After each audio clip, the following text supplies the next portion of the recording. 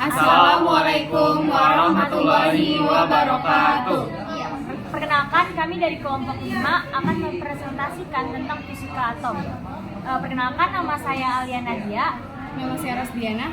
Perkenalkan, nama saya Muhammad Naufal Adrian. Perkenalkan, nama saya Margareta.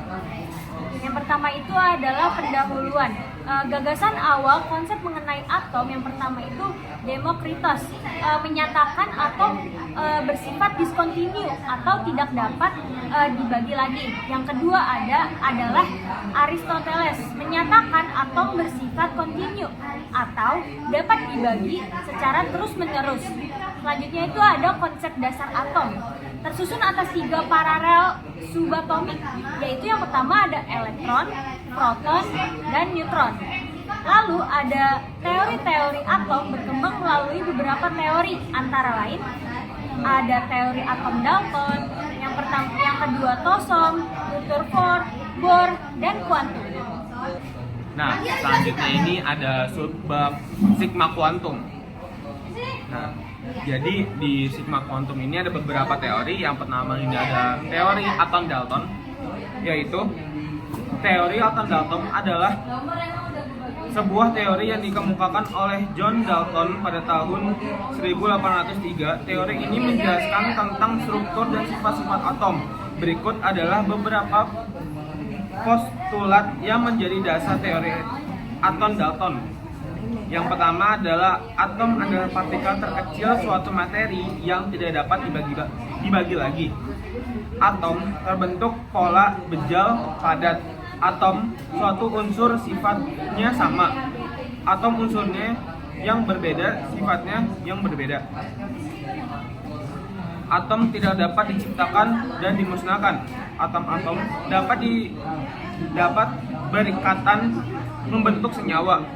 Massa zat sebelum dan sesudah reaksi adalah tetap. Hukum Lavoisier. Perbandingan massa atom-atom pembentuk suatu senyawa selalu tetap. Atom sebagian besar terdiri atas ruang kosong. Massa atom terpusat pada inti atom yang bermuatan positif.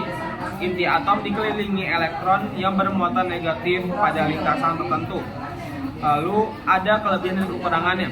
Nah, kelebihan ini adalah teori atom Dalton memiliki bentuk model yang memiliki potensi untuk dikembangkan oleh para ilmuwan.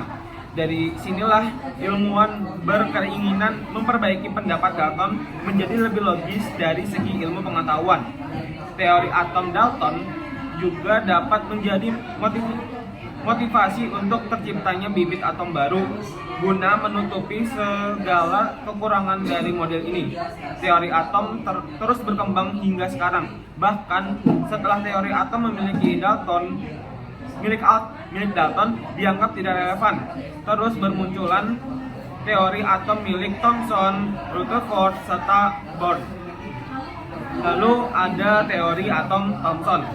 Nah, teori atom Thomson yang dikemukakan oleh J.J. Thomson pada tahun 1897 dikenal sebagai model roti kismis. Di dalam model ini, atom digambarkan sebagai bola bermuatan positif dengan elektron bermuatan negatif yang tersebar di dalamnya, mirip seperti kismis pada roti. Teori ini muncul setelah Thomson menemukan elektron melalui eksperimen tabung sinar katoda. Ia menyimpulkan bahwa atom tidak bersifat indivisible, maksudnya tidak dapat dibagi seperti yang dinyatakan oleh Dalton, melainkan terdiri dari partikel subatomik. Kelebihan dan kekurangannya itu ada. Kelebihannya itu menjadi cikal bakal perkembangan struktur atom, menerangkan adanya partikel subatomik yaitu elektron, menerangkan sifat listrik. Nah, kekurangannya itu ada tidak menjelaskan struktur inti atom, tidak menjelaskan stabilitas atom, dan bertentangan dengan eksperimen hamburan Rutherford. Yang terakhir, tidak menjelaskan spektrum atom. Nah, yang terakhir ini adalah teori Rutherford, yaitu atom sebagian besar terdiri atas ruang kosong. massa atom terlihat pada inti atom yang bermuatan positif. Inti atom dikelilingi elektron yang bermuatan negatif pada lintasan tertentu. Teori Rutherford adalah teori yang dikembangkan oleh Ernest Rutherford pada tahun 1911.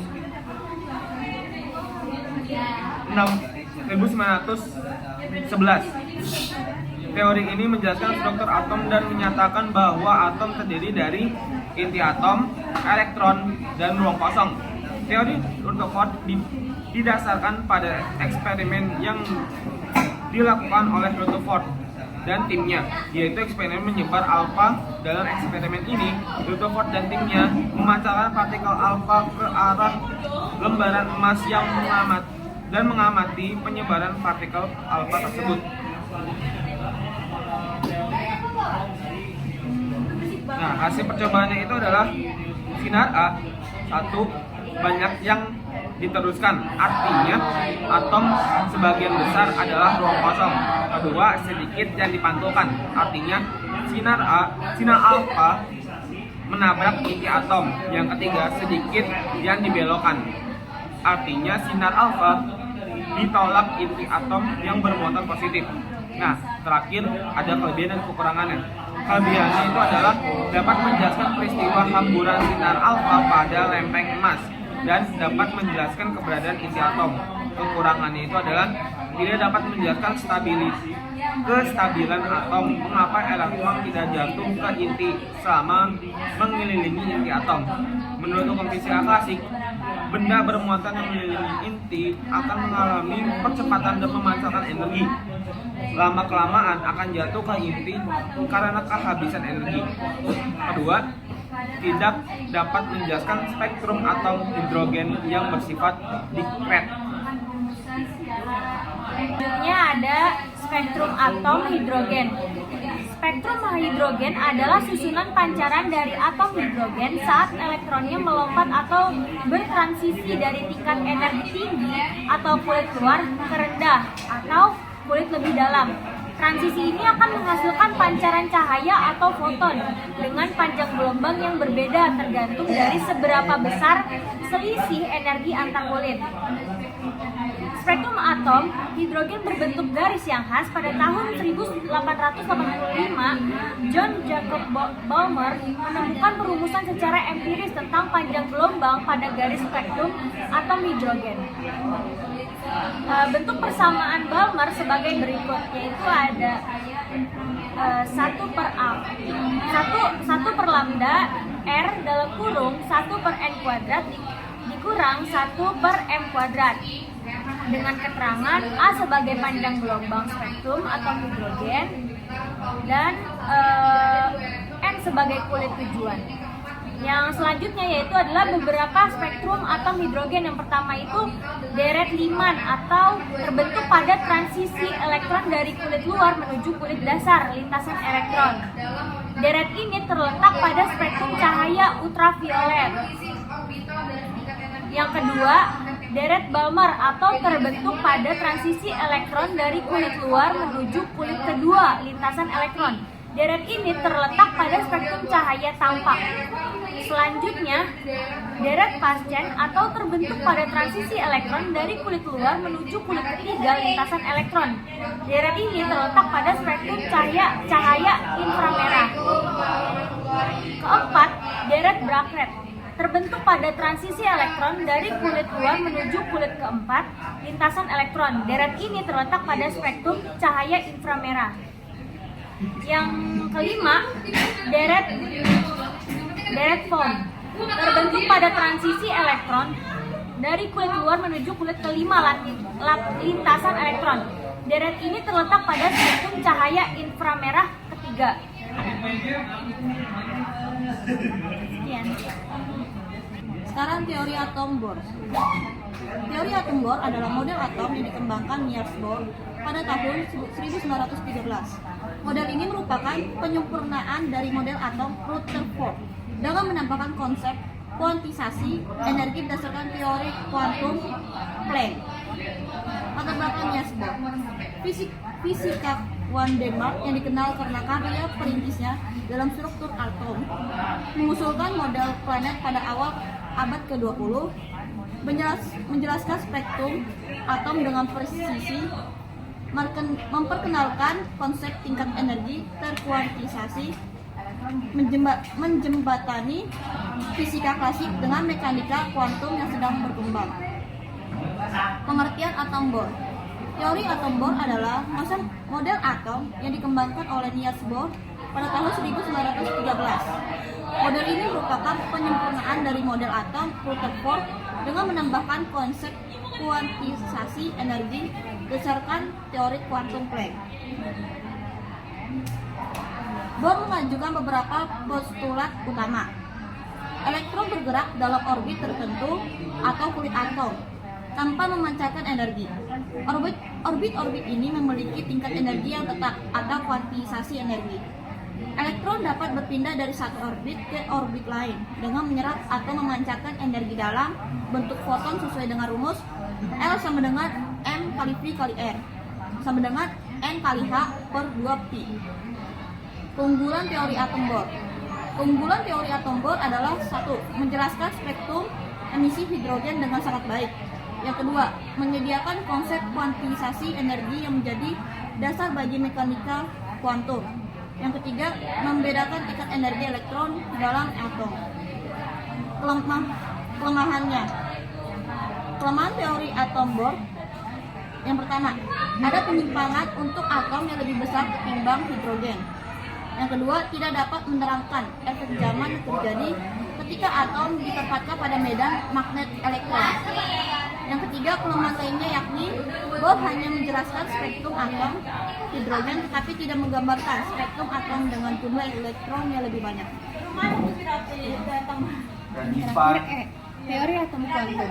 Pengertian teori atom kuantum merupakan perkembangan dari model atom klasik yang menjelaskan sifat-sifat atom berdasarkan prinsip mekanika kuantum. Teori ini berkembang karena keterbatasan model atom sebelumnya, seperti model atom Rutherford and Bohr, dalam menjelaskan fenomena spektrum atom dan perilaku elektron dalam atom. Hipotesis de Broglie, partikel yang bergerak dapat memiliki sifat-sifat gelombang atau cahaya dan panjang gelombang. Louis de Broglie mengusulkan bahwa partikel termasuk elektron dapat berperilaku seperti gelombang. Dengan kata lain, elektron memiliki sifat gelombang dan partikel sekaligus. Panjang gelombang elektron dapat dihitung dengan partikel umum. Lambda sama dengan H per P. Lambda sama dengan H per M dikali Q. Untuk elektron, lambda sama dengan H per akar 2 MO FF. FI. Gelombang Schrödinger. Jika elektron memiliki sifat gelombang, maka keadaan elektron dinyatakan dalam fungsi gelombang yang disebut dengan gelombang Schrödinger. Schrödinger mengembangkan persamaan yang menentukan probabilitas keberadaan elektron dalam atom. Elektron tidak memiliki lintasan pasti, tetapi hanya kemungkinan berada di daerah tertentu yang disebut orbital. Asas ketidakpastian Heisenberg. Keberadaan elektron dalam atom tidak dapat diketahui secara pasti. Yang ada hanya kebolehjadian terbesar menemukan elektron dalam atom. Selanjutnya, bilangan kuantum. Bilangan kuantum digunakan untuk menjelaskan keadaan elektron dan atom. A. Bilangan kuantum utama N menunjukkan tingkat energi utama atau kulit dalam atom. B. Bilangan kuantum azimut atau I menentukan bentuk orbital dan berhubungan dengan momentum sudut. Selanjutnya, prinsip dalam konfigurasi elektron. Yang pertama, larangan Pauli. Tidak ada dua elektron dalam satu atom yang memiliki keempat bilangan kuantum yang sama. Yang kedua, maksimal dua elektron dalam satu orbital dengan spin berlawanan. Yang kedua, aturan Kuhn. Elektron akan mengisi orbital yang kosong terlebih dahulu sebelum berpasangan dalam orbital yang sama. Yang ketiga, aturan Aufbau. Elektron mengisi orbital dari tingkat energi lebih rendah ke yang lebih tinggi. Untuk yang terakhir, kesimpulan. Teori atom kuantum menjelaskan bahwa elektron tidak bergerak dalam lintasan tetap seperti pada model Bohr. Sebaliknya, elektron memiliki kemungkinan berada di daerah tertentu yang disebut orbital, yang dapat dijelaskan dengan bilangan kuantum dan prinsip mekanika kuantum. Sekian, terima kasih. Oke, mungkin sekian dari presentasi yang bisa kami sampaikan. Kurang lebihnya mohon maaf. Assalamualaikum warahmatullahi wabarakatuh.